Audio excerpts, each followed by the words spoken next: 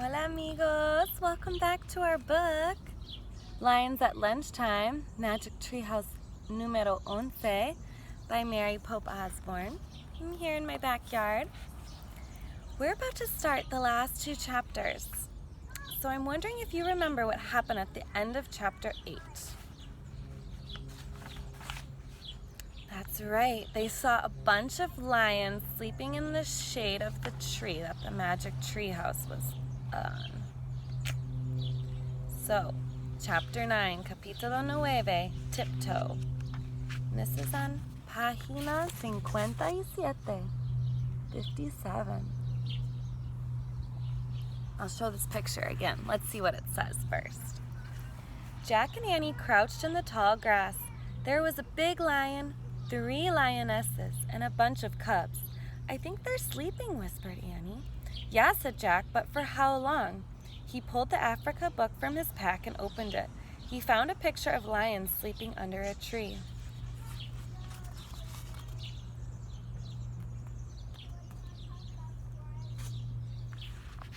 He read in a whispery voice.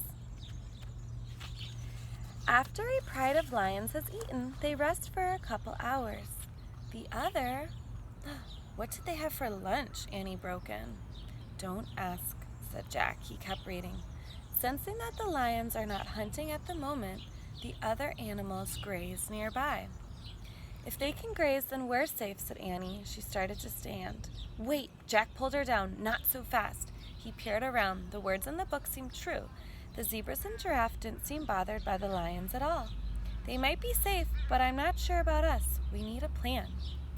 What if we wait till they leave, said Annie. That could take hours, said Jack. Plus, they might be hungry again by then. Oh, right, said Annie. So here's the plan. We tiptoe, said Jack. Tiptoe? Yeah, that's your plan, said Annie. Yes, we tiptoe to the rope ladder. Very quietly. Okay, good plan, Annie teased.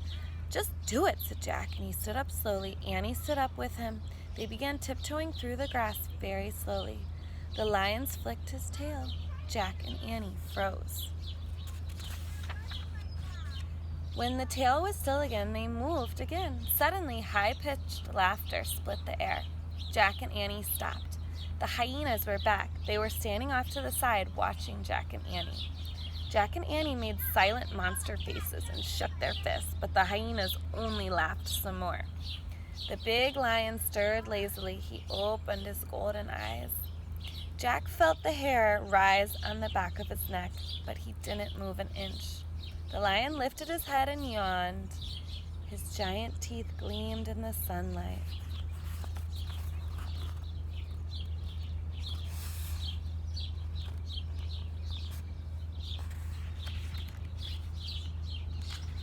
The lion turned his head and he looked around sleepily. Jack held his breath as the lion's gaze rested on him. The lion sat straight up. His piercing yellow eyes met Jack's.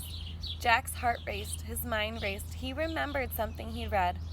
Lions avoid giraffes. He looked around. There was a giraffe walking toward the tree that the Magic Treehouse was in. Suddenly, he had a new plan. Get under that giraffe, he whispered. Now you're the one who's nuts, Annie whispered back. Jack grabbed her hand. He pulled her under the giraffe. The giraffe's legs were so long, Jack and Annie could stand underneath it. Jack's head barely brushed the giraffe's golden belly. The tall creature froze for a few seconds. Then she moved slowly toward the tree. Jack and Annie walked in the same rhythm as the giraffe. They got closer and closer to the treehouse and closer to the pride of lions. The big lion stood up. He watched them moving under the giraffe. When the rope ladder was just a few feet away, Jack and Annie dashed out from under the giraffe to the rope ladder. Annie scrambled up first. Jack followed right behind her. As they climbed, the lion growled and leaped at the ladder. The hyenas laughed. Jack climbed faster than he'd ever climbed. He leaped after Annie into the treehouse.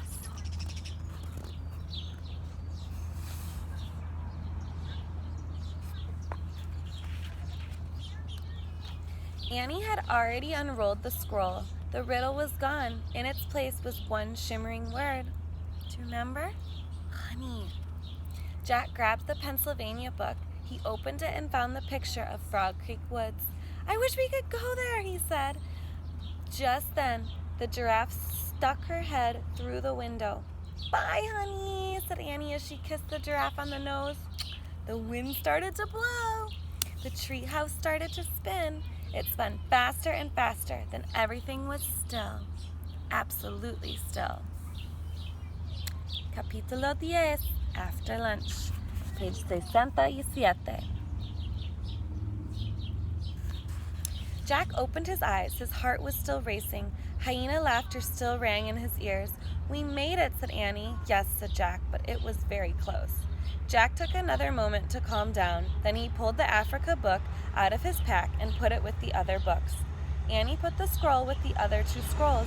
The giraffe was the true honey on that trip, sweet and golden with danger all around it. "Yes," said Jack. "And now we have just one riddle to go." "Yes," said Annie. "Are you ready?" "Ready." She started down the ladder. Jack followed. When they hit the ground, they walked through the sunlit woods. "It's time for lunch," said Jack. "I'm full from our picnic," said Annie. "Same here," said Jack. "What do we tell Mom?" asked Annie. "We say we ate our sandwiches coming back from the store." "What if she asks why?" said Annie. "Oh, just say we had a picnic with a Maasai warrior in Africa," said Jack. Annie laughed. "Right," she said, "because we don't want him to be mad at us for taking his honey." "Right," said Jack. "The honey from a beehive that a honey guide led us to." "Right," said Annie. "And that happened after an elephant gave me a shower. And we scared off 2 hyenas." "Right," said Jack. "And after you fell into a mud hole because you were helping a million wildebeest migrate across a river." "Right," said Annie. "And all of that was before a giraffe saved us from a lion." "Right," said Jack. Jack and Annie left the Frog Creek Woods and started up their sunny street. They were silent for a moment. Then Jack pushed his glasses into place. "We'd better just say we ate our sandwiches on the way home from the store." "Right," says Annie. "And if Mom asks why," started Jack, "we'll just say it's a really long story." "Right. With like 10 chapters. Annie laughed. "Good plan," she said. "Very good plan," said Jack. They crossed their yard. They went up their steps and through their front door. "We're back," Annie shouted. "Great," called Mom. "Are you ready for lunch?" That's the end. What a fun book. I'm really loving these Magic Treehouse books. Thanks for spending time with me listening to the book. It's been really enjoyable. I love how Mary Pope Osborne takes us on adventures in our imagination with her words. Hope you enjoy the rest of your day. Maybe you'll be thinking about the animals in Africa. Maybe play a game of imagination or pretend. Or draw a picture. All right, I'll see you next time. Hasta luego.